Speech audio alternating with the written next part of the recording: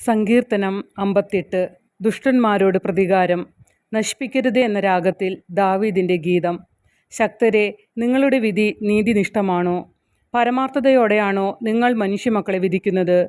നിങ്ങൾ ഹൃദയത്തിൽ തിന്മ നിരൂപിക്കുന്നു. നിങ്ങൾ ഭൂമിയിൽ അക്രമങ്ങൾ അഴിച്ചുവിടുന്നു. ഉരുവായപ്പോൾ മുതൽ ദുഷ്ടർ വഴിപിഴച്ചിരിക്കുന്നു. ജനനം മുതലേ നുണ പറഞ്ഞ് അവർ അബദ്ധത്തിൽ സഞ്ചരിച്ചിരിക്കുന്നു. അവർക്ക് സർപ്പത്തിൻ്റേതുപോലെയുള്ള വിഷമുണ്ട്. ചെവിയടഞ്ഞ അണലിയെപ്പോലെ ബധിരരാണ് അവർ. പാമ്പാട്ടിയുടെയോ മാന്ത്രികൻ്റെയോ സ്വരം അത് കേൾക്കുന്നില്ല. ദൈവമേ, അവരുടെ പല്ല് തകർക്കണമേ. കർത്താവെ, യുവസിംഹങ്ങളുടെ ദംഷ്ട്രങ്ങൾ പിഴുതെറിയണമേ. ഒഴുകിമറിയുന്ന ജലം പോലെ അവർ അപ്രത്യക്ഷരാകട്ടെ.